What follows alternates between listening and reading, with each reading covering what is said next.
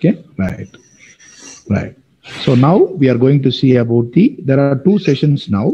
One is bacterial pathogenesis 1 and bacterial pathogenesis 2. Okay, so you can rejoin the link again. Okay, right. Are you able to see the screen, my dear students? Are you able to see the screen? Yeah, we can see, Doctor. Fine. Okay, right. So bacteria causes lot of diseases. Okay, so what are all the things which might cause this bacteria to multiply? And we have an immune system in our body, and how this immune system is not being able to control this bacteria. Okay, because bacteria has got some toxins and also has got some virulence factor. Okay, toxins and virulence factor. So the main objective of today's session will be how this bacteria enter our body. Okay, so that is called mode of transmission. Okay, then how after entering it is able to select its area. For example, if you take Neisseria gonorrhoeae, okay, it goes and attaches only to the genitourinary system epithelium, genitourinary epithelium. And if you take Haemophilus influenza or Staphylococcus aureus, they select their area particularly. So how they are able to select their area, how they are able to just attach themselves to that area, that is called as adhesion and colonization. Okay. After that, they invade one by one. Invasion means entering into the tissue and multiplying. Okay. And our body will also react to all these microorganisms. But these bacteria are very notorious to tackle all these difficulties. Okay. We are going to see that. So that is the principle of this block. Pathogenesis of diseases, principle of diseases. Why you are studying this one is, in the future block, we will be going on talking about the diseases. So this forms the basis, my dear students. This is very, very important. So please concentrate on these factors. So how they enter, how they multiply, how they invade the tissue, and by what are all the virulence factors. Okay, right. So we have transmission. Transmission means how they get from one person to another person and how they exist in the environment. That is called as transmission of infection. And I already told you, this bacteria will produce certain adhesion factors. They are called as, commonly they are called as virulence factors. Please underline this word virulence, my dear students. The virulence factors are very, very important. Everywhere you will be asked question about these virulence factors, how they are able to transmit and how they are going to able to multiply inside our body. Okay, and here you see the word exotoxin and endotoxin. Exo means they are produced by certain bacteria which are gram-positive bacteria. Endotoxin is exclusively produced by gram-negative bacteria. I think you know about gram-positive bacteria and gram-negative bacteria. Anybody can tell me what is meant by gram-positive bacteria? What is meant by gram-negative bacteria? Anybody? My dear students, what is meant by gram-positive bacteria? Anybody? I'm waiting for you.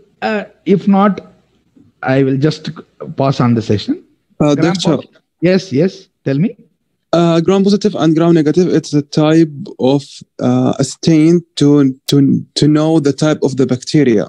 Fantastic. If it's positive or negative, it's produce a color, so we know the characteristics of the bacteria. Fantastic. So cell wall, depending upon the cell wall, do you know anything about cell wall of gram-positive bacteria and cell wall of gram-negative bacteria? Peptidoglycan, Doctor. Fantastic. Who is this? Mshari. Fantastic. Peptidoglycan. Okay. I will just show you this one. I will stop sharing the slide. Okay. I will share you with another one. Can you see this? My dear students, are you able to see? Are you able to see this? cell wall. Mishari, are you able to see this? Yeah, Yes, Doctor. yes, doctor. Yes. So the left side, you see, what is the difference between these two structure? Can anybody tell me? What is the difference? Peptidoglycan is thick and gram-positive. Fantastic. Who is this? Who is this? Mishari. Mishari, fantastic. Mishari, very good observation. So my students, it is not only for Mishari, I am telling to others also. So the gram-positive cell wall and the gram-negative cell wall plays a very important role as how to protect this bacteria and how to attach the bacteria to the host cells. Okay, so gram-positive bacteria has got a very thick peptidoglycan layer. You can see from here, while the peptidoglycan layer in the gram-negative bacteria is very thin. Any other observation here? Can anybody tell me?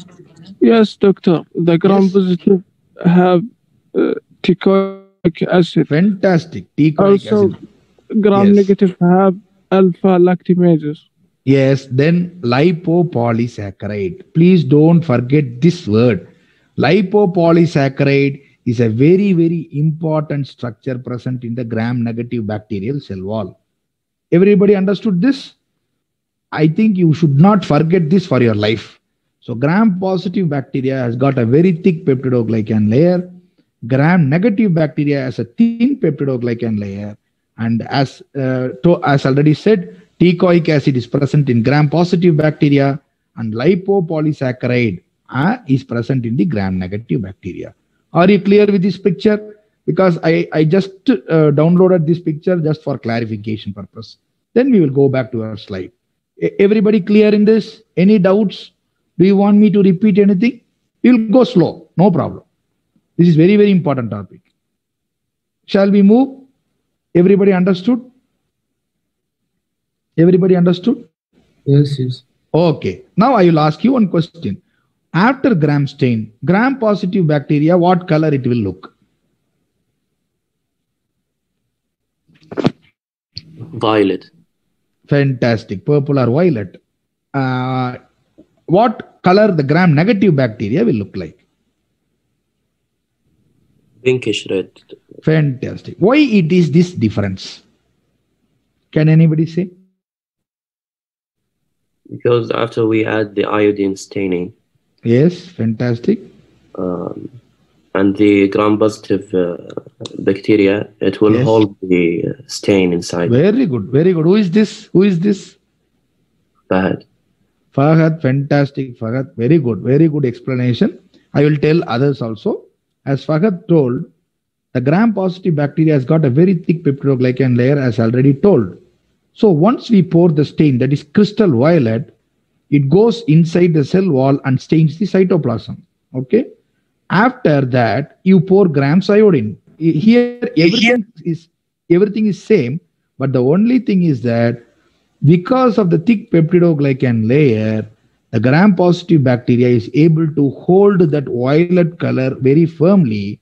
But here, due to the presence of lipopolysaccharide layer, if you pour alcohol or acetone, it gets destroyed and it easily lets out the violet color outside.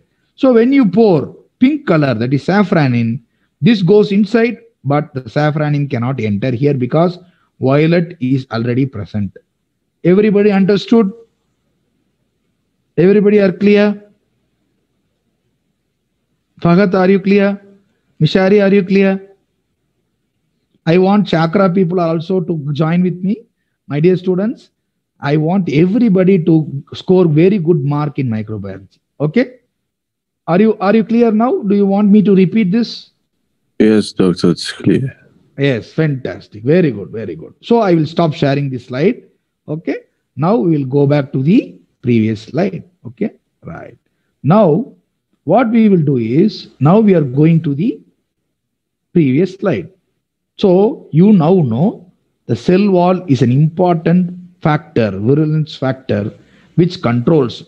It is not enough if you mention only cell wall, but you have to go into the depth and now answer. Now you come along with me, you will be able to answer. Now, 1 minute. I think it's not moving. Okay, right. So we will be discussing lot of topics now, my dear students. This is for your information I have typed. So now, what is mean by a pathogen? Pathogen is nothing but a disease causing organism. So microorganism that is capable of producing a disease. Who is host here? Who is the host? Who is the host here? Anybody? What is pathogen? What is host now? You will be able to differentiate. What is pathogen? What is host? Can anybody tell me? What is a pathogen? Yes, I'm waiting for you. What is a pathogen? The microorganism which Yes, which cause the disease. And host, who is the host? Human. Yes, fantastic. So the human being or the host and the microorganism which enter the human being, body of the human being is called a pathogen. And the disease caused by them is called as infection. Okay, infection is nothing but the microorganism enters into the host and they multiply among themselves. And virulence is nothing but, these are the commonest terms, my dear students.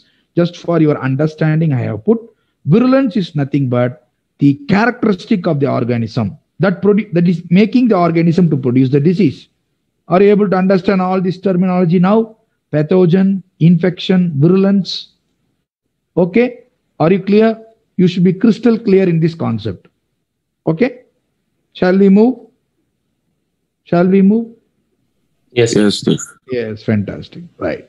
Now, coming to how a disease is caused. Now you know coronavirus. How does a coronavirus is being spread now? Can anybody tell me? Coughing. Human community. Sneezing. Yes, in the community. How does it spread? I am having corona. A person comes and sits by my side.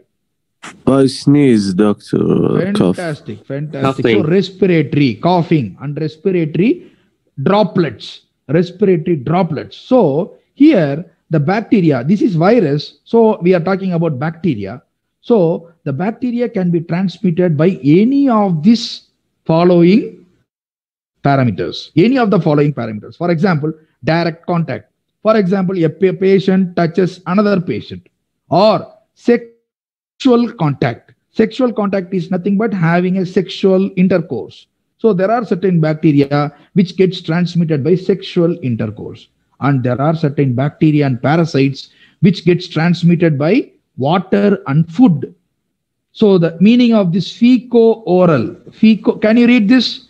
Feco-oral route.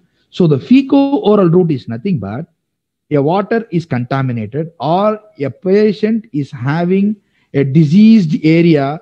So is fecal matter, for example, a patient is having typhoid. You know, everybody knows typhoid fever. Typhoid fever. Yes, fantastic. So the causative organism for typhoid fever is Salmonella. This is the bacterial name. Okay. The Salmonella is easily excreted in the stool, that is motion. Okay. So when the patient goes for the toilet and does not have personal hygiene to wash with soap and water, his hands can transmit typhoid. Do you understand now what is meant by feco-oral route? Yeah. Yes, fantastic. So next thing is very, very important, my dear students.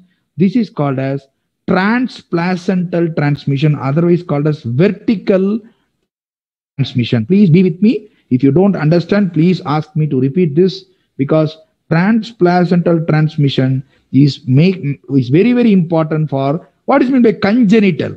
What is meant by congenital? Can anybody tell me what is meant by congenital? Defect, doctor. Defect which is present from the birth or In the fetal, doctor. yes, soon Like after the baby is born. Soon after the baby is born, this is noted. So how does the baby get infected? From the mother. Vertical transmission. Yes, fantastic. Vertical transmission is very, very important. There are certain bacteria. For example, syphilis. You would have studied about syphilis. Syphilis is an important disease, sexually transmitted disease. When the mother is having syphilis, the baby can also get that infection through transplacental route. Can anybody tell me any other disease which affects the baby? Toxoplasmosis. Fantastic. Who is this? Who is this? Fahad. Fantastic. Toxoplasmosis. I think in growth and development block, we have told about toxoplasmosis. Very good memory for you. So I think, inshallah, everybody should remember all these things. Okay. The purpose of teaching now is, this is a generalized concept. Anybody can speak anything on this concept. So I have taken only syphilis. Now Fahad has added toxoplasmosis. Anybody would like to add anything? Doctor, Cytomegalovirus, doctor. Fantastic. Very good. Who is this? Who is Ziad. Ziad. Very excellent. Excellent. Next, anything? Anybody? I Herpes, have a doctor. question, Doctor. Oh, who is that? Herpes. Herpes. Yes. Good. Very good. Then? Very good. Doctor, I'm very, very happy. Doctor, Yes. I have a question. Yes. Tell me.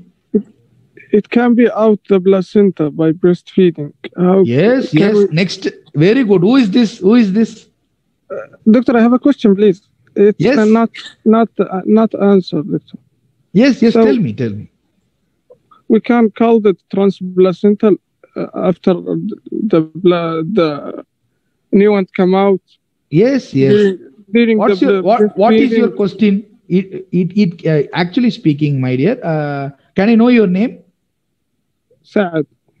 Saad, I'm actually speaking. I have here mentioned as transplacental. There are certain disease which gets transmitted even when the baby is inside the uterus. So when the baby is inside the uterus, it is called transplacental. When the baby is born, okay. So you see the vertical transmission. Can you see this slide, Saad? Can you see this slide? Yes. Yes. What is meant by vertical transmission is there are three modes of vertical transmission. Okay. One is before the birth. Okay. That is crosses the placenta. Another thing is that during the birth, that is when the child passes through the vaginal canal and through the breast milk. All these three together is called vertical transmission. Can you now understand? Clear, Doctor. Thank you. Yes. My answer is clear to your question. Yes, Doctor. Thank you. Okay, thank you so much. Okay, Saad has got a very good question. He is asking, my dear students, you told about transplacental transmission. It comes under vertical transmission. But if the child acquires, Saad, can you tell me any disease which is transmitted by breast milk? Saad, are you online? Yes, Doctor. Can you just, I will help you. Don't worry. Can you tell Okay. any disease which is transmitted by breast milk? Do you know HIV? Do you know HIV? Yes. The human immunodeficiency virus is a very great killer now in the world, which is Yes. transmitted by breast milk. That is viral infection. Now we are talking about Okay. bacteria. Okay. Hepatitis C, Doctor. Hepatitis C. Hepatitis C, it's very rare, but the mother with hepatitis C can breastfeed her child. No problem. But Also, there are, some drugs, Doctor, when it comes to the milk. yes, can some drugs cause also. some Very good. So as a doctor, when you are writing some drugs or whenever most of the bacteria, except certain bacteria like syphilis, okay, they get mostly transplacental transmission rather than the breast milk. The viral infections are very much to be transmitted through breast milk. Do you understand, my dear students? Do you understand? Yeah. Yes.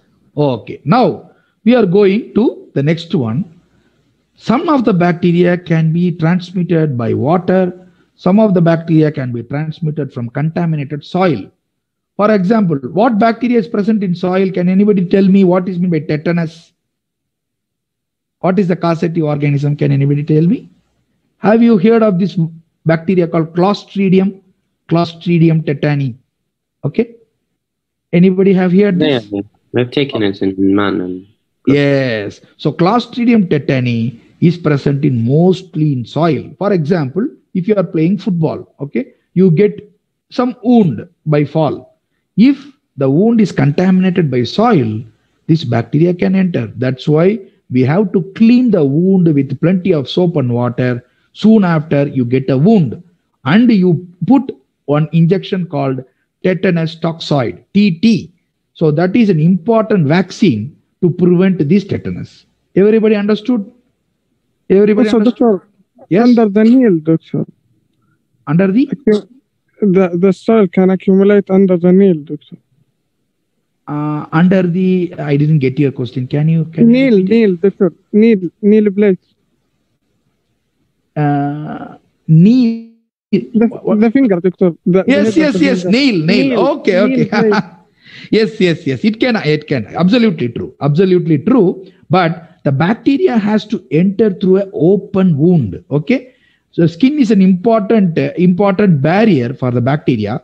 So once the skin gets denatured or removed, okay, then the bacteria can enter. Okay. Now you understood how the bacteria enters. Okay. Right. So some of the bacteria can get transmitted by contaminated water. My dear students, this is very, very important. So I already told you typhoid fever. The causative organism is Salmonella. Okay. Salmonella and Shigella are the two important gram-negative bacteria which gets transmitted by contaminated water. That's why we boil the water and cool the water and we treat the water and drink it. Do you now understand why water is very, very important? Okay. Yeah. So pure water is very, very important. And some of the animals also can cause infections. Okay. Infections. You will later study it. Don't confuse now. Okay. Then can you name one important bacteria which is present on the skin? Can anybody tell me what is bacteria present on the skin? Staphylococcus. Fantastic. Staphylococcus. Staphylococcus also causes lot of skin infection, and you can see this word fomites. Fomites are nothing but they are the substances which are present on the body of every person. Even myself, I can be healthy, but I have got some fomites. If I have a disease, skin disease, I will transfer the skin disease via these fomites to another person who comes in close contact with me or who uses my clothings. For example, my shirt or my pant or my inner garments like that. So whenever you have a children playing together, okay, if they have skin infection, one child has got skin infection, it can easily spread to other children via this fomites. Have you seen in school children some blisters on the skin? Some Yes. blisters on the yes. So that is because of this staphylococcal infection. Okay, right. Now coming to what is meant by normal flora, we have already taken, my dear students, bacteria are present everywhere in our body. Okay, but Sir, I have a question, please. what is it? I have a question, please. I didn't get you. I didn't. Doctor, You have? Yes. what is the meaning of cellulitis? Cellulitis. Okay. Cellulitis means it is the inflammation and infection of the skin and subcutaneous tissue. Okay. Skin and subcutaneous tissue. Cellulitis means the cells in the skin and the subcutaneous tissue gets inflamed. So you know now pathology has taught you what are the signs of inflammation. Okay. So rubor, dollar, calor. Okay. So the skin becomes very tender, that is pain. It becomes red and infection is there and it forms either secretions or pus. This is called as cellulitis. Cellulitis can be caused by either streptococci or staphylococci. Are you clear? Yeah, thank you. Okay, right. So, my dear students, the slides might be very simple, but it carries a lot of information. So, please go through the textbooks, please. I already told you, all the 30 slides cannot fulfill the microbiology. My dear students, you have to go and read the textbook of microbiology for all your objectives to get fulfilled. In this half an hour or 1 hour lecture, we cannot complete everything. Okay. So this is the bird's eye view, overall view, which we have given. There are a lot of disease to be discussed in this. Okay. So whenever we are asking question, So you please don't expect everything from this PowerPoint, and you also add something to the objectives in your SDL sessions. So you have to study the textbooks. So which we will encourage you and we will guide you. Don't worry. Okay, right. Now, here is the list of, my dear students, you need not remember everything in this slide. Just for information, I have loaded. Okay, so each area, respiratory tract, gastrointestinal tract, skin, genital tract, everywhere. So the same bacteria will not come in everywhere. Some of the bacteria can get repeated, but some of the bacteria has got very important specific sites for each disease. For example, I am telling you Streptococcus pneumoniae. Pneumonia is the infection in the lung. So that's why it is put in respiratory tract. Neisseria meningitidis, the disease name is meningitis. So it comes here. But here we have included in respiratory tract. This is a mistake. Don't worry about that. Okay. So Mycobacterium tuberculosis, it is a disease of the lungs. Okay. Ideally, this should be named as respiratory tract and CNS. Okay. I will change it. Don't worry. So respiratory tract and CNS is this. Okay. Everybody understood now this first point? Everybody are clear? Yes. Okay. Next one. Next one is the gastrointestinal tract. I already told you GIT means two bacteria, my dear students, Salmonella and Shigella. Salmonella causes typhoid fever or enteric fever. Shigella causes dysentery. Do you know what is the difference between diarrhea and dysentery, my dear students? Diarrhea and dysentery. So diarrhea is nothing but loose stool. When the loose motion is accompanied by blood and mucus, it is called dysentery. Okay, now you understood the concept. What is in by diarrhea and dysentery? So Okay. it's severe diarrhea. Yes. So there is another organism called Vibrio cholerae. My dear students, bacteria name itself will give a clue to the disease.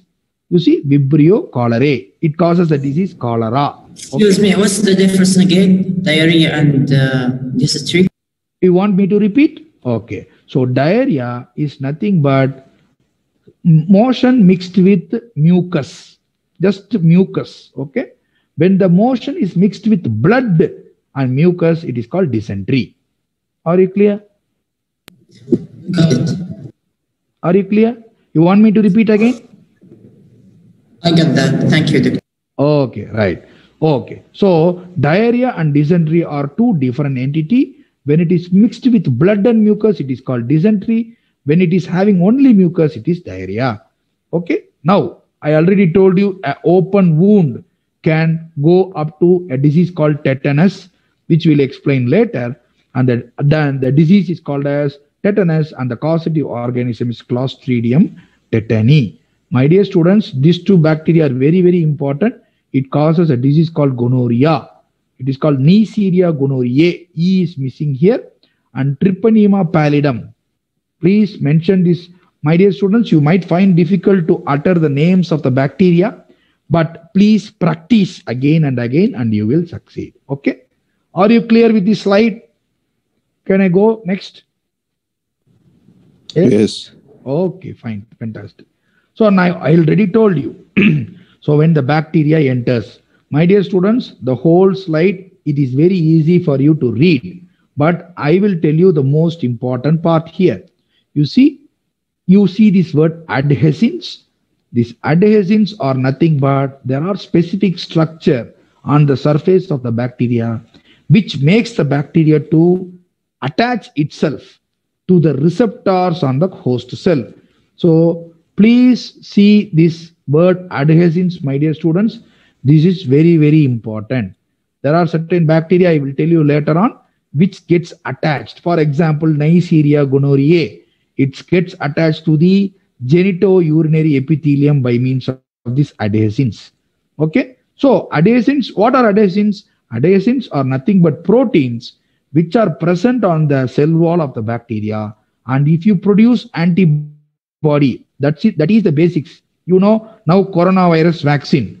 Coronavirus vaccine is nothing but it contains some particles, proteins, which are antigenic in nature, which will be introduced into our body. Okay, they will produce antibody. That's why that is the basis for all these vaccines. Everybody are clear? Everybody clear? Yes. Okay, right, fantastic.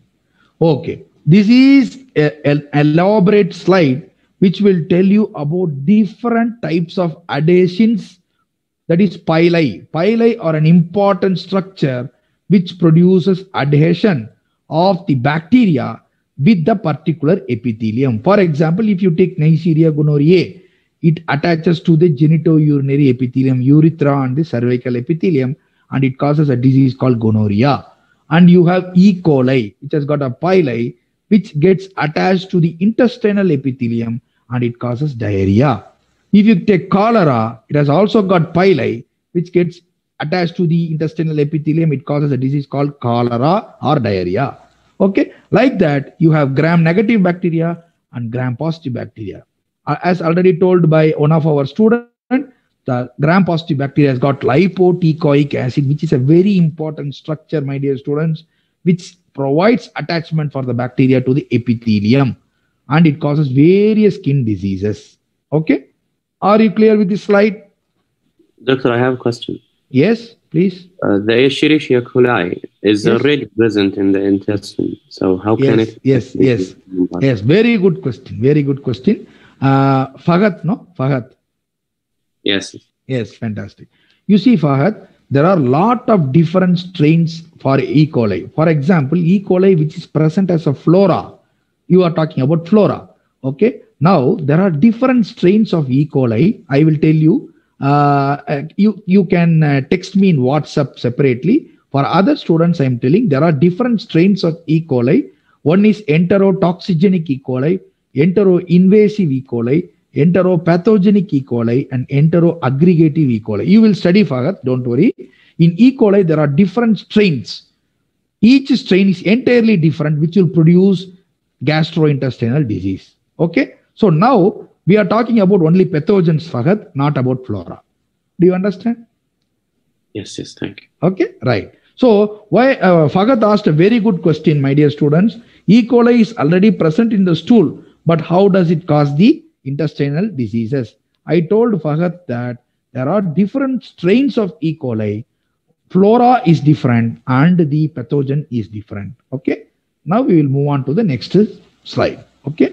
So I told you colonization. You see, a pathogen, once a bacteria enters into the host environment, it has to multiply and it has to compete with the already present bacteria, and it has to mechanically its removal of the flora. So that's why disease comes. You see, a bacteria which is already present will inhibit this bacteria. That's why flora, normal flora is very, very important. Okay. So when the normal flora is removed and it is colonized by a pathogen, it will lead to a disease. Everybody understood now? Everybody understood? The flora can produce factors that help the pathogen to invade the human body, right? It is not that 100% correct. Actually speaking, you see, a flora normally presents in, for example, I will take skin, or we will take intestine. Okay. We talked about E. coli, which is already present there. Okay. This E. coli will not allow the pathogenic strain to grow because it will take all the nutrition for it. Do you understand? Do you understand? Yes. So when the pathogen comes, it will block. This E. coli will not allow that E. coli to grow. But if the pathogen grows more than that flora, then it will cause disease. Okay? Doctor, but Yes. some bacteria Yes. provide the nutrition to the other bacteria. Yes. So That they is also can- there. That is flora. But sometimes this flora by mistake produce new nutrition to this bacteria. Okay. So that's why you see there are different mechanisms by which a pathogen can grow. Okay. So a pathogen, it grows by a mechanism called conjugation. There is a mechanism called conjugation. Okay. This both E. coli, sometimes it will not recognize its pathogenic strain. It will transmit the antigenic resistance to this bacteria also. Do you understand? Do you understand? Again, doctor? Actually speaking, if you take intestine, okay, we are talking about flora which is present already in the intestine. Okay, if a pathogenic E. coli enters, this flora will inhibit that pathogen. Do you understand till now?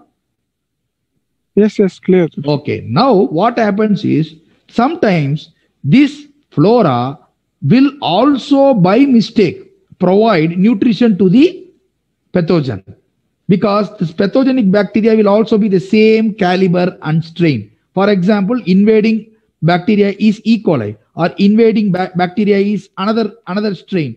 It by mistake, this nutrition is taken up by this pathogen and it will grow. Do you understand? Do you understand? Are you not clear till now? No, clear, doctor. Thank you. Yes, fantastic. Because the flora are very, very important to inhibit the invading pathogen. But sometimes the invading pathogen are very high in number. It will outnumber the flora and it will cause disease. Okay? Right? Everybody got clear what is meant by colonization? For example, you are brushing your teeth daily. Is it not? You are brushing your teeth daily. Everybody agree? Everybody agree? Yeah. Yes. If you don't brush your teeth daily, what will happen? What will happen? This colonization will take place. Do you get the point? Do you get the point? So the pathogen will try to move now inside your oral cavity and cause disease. The important pathogen here is, can you see the last line? Streptococcus mutans. This is present in the salivary protein, glycoprotein. Okay, right. Thank you so much. My dear students, we are running short of time. Please join with the link again. Okay. So we will proceed from this point. Okay. Then we will complete it. People who have entered your name and ID. Okay. Please join. There is another session left for the bacterial pathogenesis 2. I have not completed everything. Please join with me. I think you have put your name and everything in the chat box. I will save it. Okay. Please join with me again. There are a lot of bacteria which are specific for each site. Okay. And I already told you GIT. GIT is gastrointestinal tract. Everybody are able to see the slides, my dear students? Yes, doctor. Yeah, it's clear. Fantastic. So GIT, when you take GIT, gastrointestinal tract, the first and foremost important bacteria which should come to your mind is Salmonella typhi. Okay, Salmonella typhi, and another thing is Shigella. When you take skin, the first and the most important bacteria which should come to your mind is Staphylococcus aureus. Okay, when you go to respiratory tract, okay, Streptococcus pneumoniae, Mycobacterium tuberculosis, all these bacteria should come to your mind. So I have taken the important bacteria which produces majority of the infections, my dear students. So please have this in mind. So this is not an exhaustive slide. You can prepare your own different bacteria in different genital tracts or urinary tract or respiratory tract. Okay. Right. So now we'll go to the, okay, I think next slide we can go. I told you if the bacteria enters, it first goes and attaches by means of adhesins. Then it will invade. It will invade. Invasion means destruction of the local tissues. So for that, it uses the enzyme collagenase. My dear students, this collagenase is very, very important. So you please keep in mind this collagenase, and which is very, very important for a particular bacteria called Clostridium perfringens. Okay, there is a spelling mistake, gens, G-E-N-S, perfringens. Okay, so Clostridium perfringens is an important bacteria which will destroy most of the tissues. Okay, then there is a enzyme called hyaluronidase. My dear students, please be with me. Whenever I am pronouncing a particular enzyme, you see that This has got a typical pronunciation. Okay, collagenase hyaluronidase. Streptococci is an important bacteria which produces hyaluronidase. Okay, the next bacteria which produces the thing is called as fibrinolysin. So this has got nothing to do with teaching, but if you go and read again and again, you will come to know that a particular invasins are nothing but enzymes which are produced by the bacteria, and it will destroy the local tissues to produce a disease. And if you take Staphylococcus aureus, the important enzyme produced by it is coagulase. Okay, right. You know, IgA is an immunoglobulin which offers protection to various diseases. So certain bacteria like Neisseria meningitidis and Neisseria gonorrhoeae causes destruction of this IgA, immunoglobulin A. Okay, right. Have everybody understood these slides? Yes. Okay, right, fantastic. Right. So, virulence factor. There are other substances apart from these enzymes and adhesions which will cover this bacteria, entire bacteria. So, example is capsule. Capsule is nothing but an outer layer which will cover the bacteria and prevent the WBCs from attacking this bacteria. That is called phagocytosis. So phagocytosis is nothing but a process where the white blood cells will try to kill the bacteria, but the bacteria Streptococcus pneumoniae will produce a capsule which will have a capsule outside it, and it will prevent the WBCs from digesting them. Everybody understood? Yes. Yes, fantastic. Right. And if you take another bacteria called Streptococcus pyogenes, which is present in the throat, which causes throat infection and even heart diseases, this produces a protein called M protein. Okay. These are specific for each bacteria, my dear students. So when we ask in the exam, mention which one of the following bacteria has got capsule, one of the choices will be Streptococcus pneumoniae. So in the exam, please go through all these points. What are all the bacteria which produces capsule? What are the bacteria which produces M protein? Okay. So for your exams, you have to prepare like this. Virulence factors. Okay. Right. So protein A, I already told you protein A is a very important structure in Staphylococcus aureus, which inhibits phagocytosis. Okay. Next one is Neisseria gonorrhoeae. Neisseria gonorrhoeae, we already know, it produces a sexually transmitted disease called gonorrhea. So the various antigens which are present on the surface of the bacteria will make them confuse the immune system so that it will not recognize this bacteria. Okay, right. Are you clear? Yes. Yes, fantastic. Right. So I have given a lot of examples for this, my dear students. Please go through this example. Okay.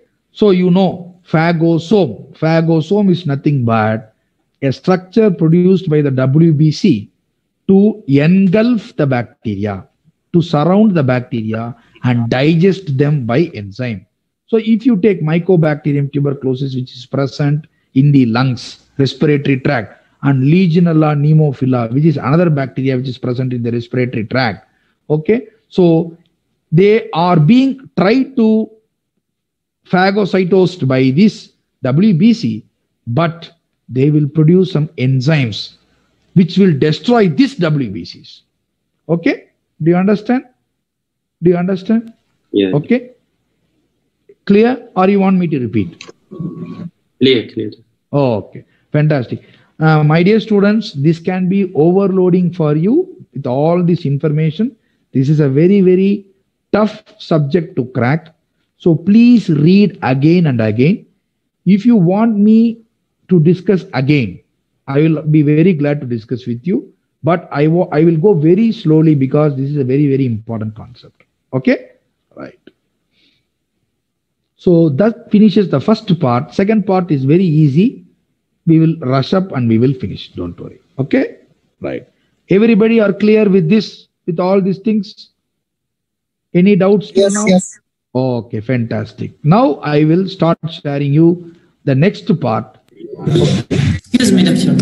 Yes, tell me. The source, the book you mentioned, the reference. Yes. May you send it, please? Which one? Which one? The book you referred at reference. Yes. Share it with us, please. Yes, I have mentioned in the slide also. Don't worry. You can just see the slide. At the last part of the slide, we will be giving you the reference books. It is already available in our library and digital library also in soft copy. If you have any difficulty, you just approach us and we will guide you. No problem. Okay. When you come for PBL, and we are going to arrange a reading room for your PBL, and you can access all sorts of books through that digital library and you can read. Okay. Right. Shall we go to the next PowerPoint? Okay. Anybody having any doubts till now? No problem. We can move. Right.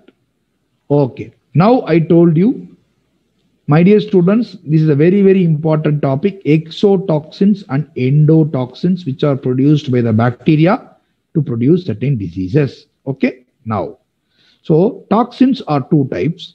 One is exotoxin and endotoxin. Exo, as the name itself suggests, exo means extracellularly, outside the cell, and endotoxin is inside the cell. Okay. So exotoxin is produced by gram-positive and gram-negative bacteria, but predominantly by gram-positive bacteria. Okay. I will go to the difference here. Okay. First is, we will go to the difference first. Okay.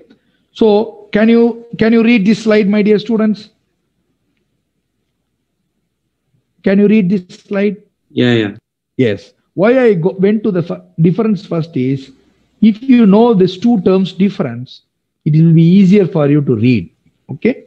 So first, exotoxin, as I already told, it is produced predominantly by the gram-positive bacteria.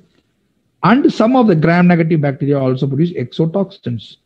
Endotoxin is produced predominantly by the gram-negative bacteria. Okay. This is very, very important.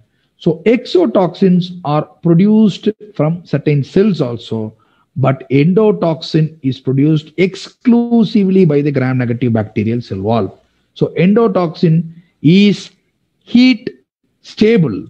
Okay. So here you see the effects of nature, that is polypeptide and lipopolysaccharide. My dear students, this is a very important difference. Polypeptide means protein in nature. Lipopolysaccharide is lipid along with carbohydrate. Okay. So here, this is a very important virulence factor for the bacteria to produce a disease called sepsis. Can you read the last word? Septicemia. Okay. The septicemia is because of this endotoxin, which is secreted by the gram-negative bacteria. Okay. Then toxicity. Usually the cells which produces this toxin, for example, in intestine. Okay. Cholera produces exotoxin. This toxicity is very high, but when it goes, it is easily destroyed by heat. That's why whenever you want to avoid diarrheal diseases, you heat water, you boil the water, that gets easily, this toxin gets easily destroyed. So that's why it is heat labile. This is heat stable. Okay. So whenever you have some toxoids for this bacteria, it easily neutralizes this effect. So that's why you have tetanus toxoid, which neutralizes the effect of tetanus, but you have no vaccines for gram-negative bacteria. That's why gram-negative bacteria, when they multiply inside our body, we die because of the shock, septic shock and septicemia. We usually die. We have only antibiotics to treat gram-negative bacterial infection. You understood everything? Are you clear with this?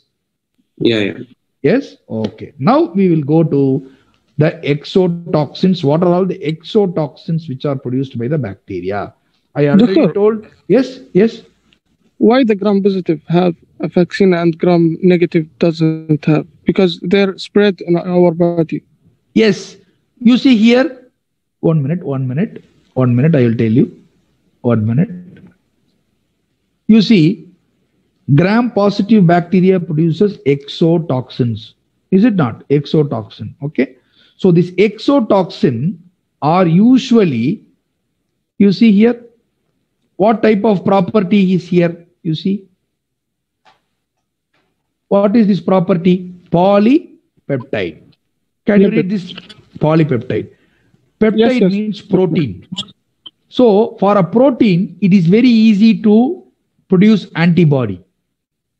Okay. But for lipopolysaccharide, it is not recognized easily by our immune system. Okay. It is very difficult for the body to produce antibody against this. Do you get the point?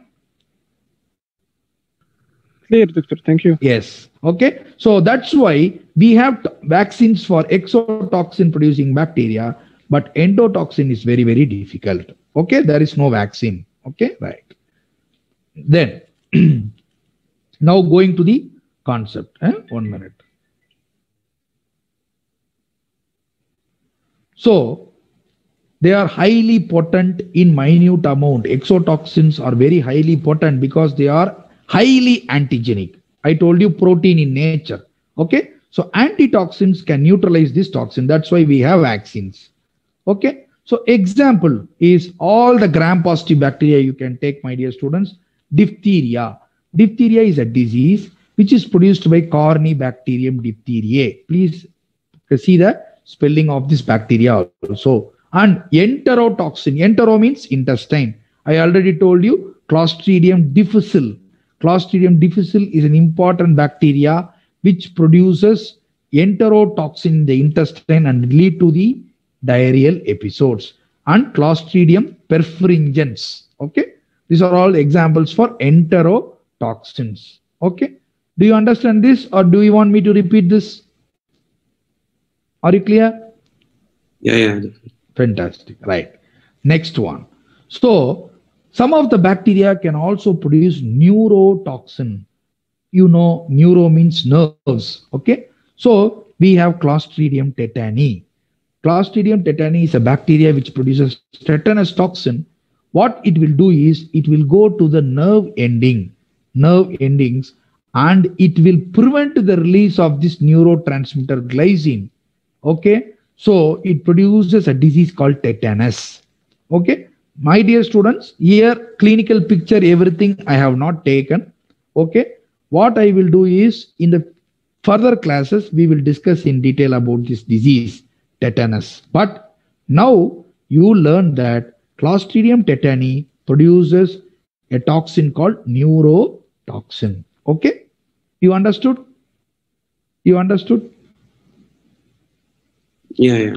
Okay. Now, some of the people, for example, even me, we will take some packed foods, okay, packed items, tomato sauce or some of the edible items. This is an important bacteria which is present in the edible items called Clostridium botulinum. Okay. Sometimes if the food is contaminated, this will cause a disease called botulism. Botulism, where this blocks the release of a neurotransmitter called acetylcholine. I think in autonomic nervous system, you have been taught about this neurotransmitter. Is it not? Is Yeah, it yeah. not? Yes. Yes. So acetylcholine is an important neurotransmitter which causes the muscle contraction. But if this is blocked, then the whole body will go for relaxation. Okay. Continuous relaxation. Okay. Right. So that is called as flaccid paralysis of the whole body. Okay. Right. Next, some of the bacteria which are present on the skin, particularly Staphylococcus aureus, they produce as antigen called super antigen. Okay. What does this super antigen mean? They contain some protein on the cell wall which stimulates massively. I told you, my dear students, gram-positive bacteria will produce exotoxin, which are highly antigenic. So they will stimulate our immune system like anything. And that's why there is massive T cell proliferation and leads to the release of cytokines. And that produces a lot of diseases like toxic shock syndrome. My dear students, this is a very important one word, TSS. Toxic shock syndrome is produced by the bacteria called Staphylococcus aureus. Do you understand? Do you understand? Yeah. Do you want me to repeat, my dear students? Can I go? Can I go ahead? Please repeat the last. Yes. You see, certain gram-positive bacteria like Staphylococcus aureus, they have a highly antigenic structure on the cell wall. These are called super antigen. The super antigen will produce increased stimulation of the T cells, which will increase the release of cytokine. So that produces severe inflammatory response in our body. That is called toxic shock syndrome. Do you understand? Yes, I guess so. Okay, right. Even if you don't understand after this, you can contact me personally.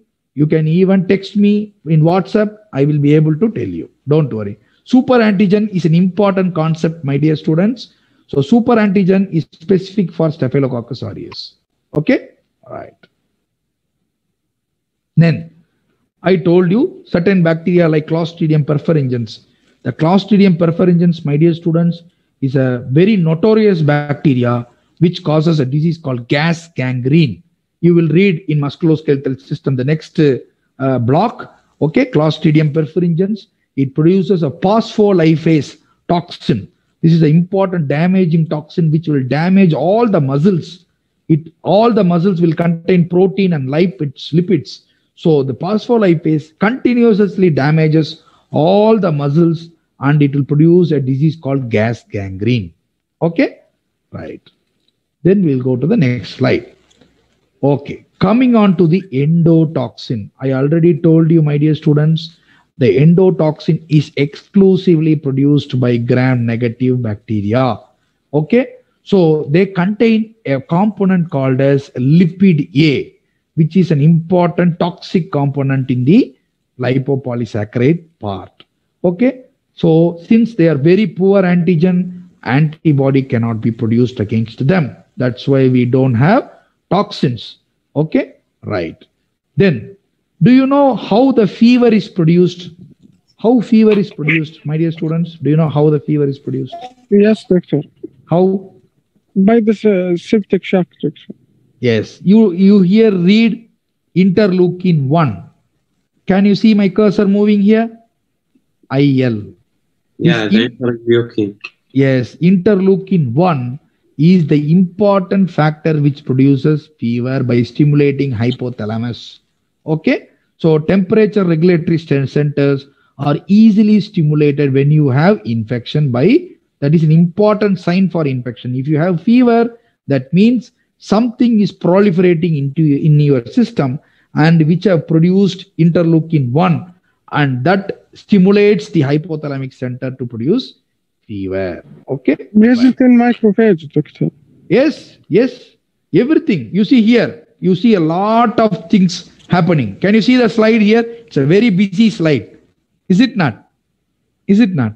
So whenever you have an infection, you proceed from top. Okay, endotoxin. This endotoxin will activate the macrophage, will activate the complement system, will activate the tissue factor. Can you read this slides, my dear students? If you have any doubts, you can ask me. In an overall view, I will tell you. Whenever you have infection, can anybody tell me what is a sign of infection? Can anybody tell me what is a sign of infection? Swelling We have and cardinal signs, doctor. What? Cardinal signs. Okay. What are the cardinal signs? What are the cardinal signs? Can you tell me? Fever, doctor? Fantastic. Fever. You see, interleukin 1, it produces fever. How? Doctor, But the Yes. fever, not from the signs. It's 5. What you're telling? Is it from the signs, the fever? It is an important sign for infection. You see, even virus will produce fever, but I agree. But if there is fever, you look for the evidence of bacterial infection also, because it is easily treated. Is it not? If you leave it, it will go for all these complications. Okay? So fever is an important cardinal sign for infection. You agree? Yeah. Fantastic. Next, what is the sign of, if you don't treat the fever, what will the patient do? The patient will go for further complication. What do you mean by hypotension? What do you mean by hypotension? Decrease BP, doctor. Have you finished your clinical skills, blood pressure? Yeah. What is mean by hypotension? What is mean by hypertension? Decrease blood in pressure. the blood pressure and increase in blood pressure, doctor. Fantastic. Very good. So whenever you have infection, this interleukin on all these things, tumor necrosis factor, TNF means tumor. I have elaborated here. My dear students, you can read. Tumor necrosis factor, all this nitric oxide, it will cause blood vessel dilatation. Dilatation means what? Hypertension. Dilatation means it produces increased vessel wall diameter. Okay? Relaxation of the vessel wall. So the pressure inside it will fall. Is it not? Is it not? Yeah, doctor. Yes. When the pressure inside the vessel wall gets fallen, you will not have adequate tissue perfusion. Do you get the point? The tissues will not get the blood supply correctly. Do you agree? Do you agree? Are you able to understand or not, my dear students? Do you want me to repeat? Do you want Yes, continue, doctor. Right. So hypotension will decrease the capillary perfusion and tissue perfusion. These are all the different complications which are created by the endotoxin. You please read this, my dear students. Sometimes it will take time for you to understand. But if you don't understand, just come back to me. I will explain all these things. Shall we go to the next slide? Yeah. Shall we go to the next slide? Okay, right. Okay. So I already told you, interleukin 1 produces fever, and there is vasodilatation which produces hypotension and shock. Shock is nothing but not electric shock, my dear student. This is nothing but you don't have adequate blood supply to important organs like kidney, brain, heart, like that. So that is called as shock, hypotension and shock. DIC is disseminated intravascular coagulation. This is a very important last sign of sepsis. After this, patient will die. So, my dear students, fever is the first and most important cardinal sign produced by endotoxin, which contains the lipid A. Okay, so interleukin 1 produces the fever. So, if you don't recognize the sepsis at that point of time, the patient will go for all these complications and he will die. Do you get the point? Do you get the point, my dear students? Yes. Are you able to understand this slide? Yes. Fantastic. We have already discussed the difference between exotoxin and endotoxin. It can be asked in any MCQ, even it can be asked in SEQ also. Please go through this carefully and you read. Okay, this is self-explanatory. Do you want me to repeat again? Thank you. Okay, fantastic. So last comes, when there is infection, there is severe immune response in our body, and it will produce a lot of cytokines inside our body, and it produces septic shock. It produces tissue damage. Okay, so this is the important immunopathogenesis which takes place in all the bacterial infection. Okay, so I have gone through all the things. You go through this one by one, my dear students. If there is anything, because it is self-explanatory, I need not read the slide. The purpose of the lecture is to give you the information, and you have to read on your own and get back to me if you have doubts. Okay, right. So maximum type of inflammation is produced by bacteria, which can be divided into pus formation and granuloma formation. You understand this word granuloma. Pathology will take most of the chronic inflammation. Acute inflammation produces pus, pyogenic inflammation, which is predominantly having neutrophil, but chronic inflammation like tuberculosis, it will produce cell-mediated immune response, which will be having most of the things will have macrophages and lymphocytes. Are you clear? Yes, Are you yes. clear? Okay, acute inflammation means short period inflammation. Chronic means granulomatous inflammation. Okay, everybody agreed? Can we move? Can we Yes. move? Yes, fantastic. Right. So one of our students asked, what is the reference? So there are two textbooks in the microbiology, medical microbiology. One is by Warren and Levinson. Another one is by Javits and Mecklenburg. Okay. So these two books we have referred, and these are all the recommended books for you by the university. Please go through this online. If you're not able to access, just get back to me. Okay. Anybody having any doubts, my dear students? We have finished both the sessions. I think you have understood. Anybody without understanding? Thank you. Thank you so much. Thank you for your time. Please post your name and ID in the chat box, my dear students. Okay. If you have forgotten, you please put your name and ID now. I am waiting for you. Okay. Thank you so much. Thank you. Thank you for your time. Thank you, Doctor. Thank you. Please put your name, roll number, everything. I am waiting for you. Okay. Thank you so much. Thank you.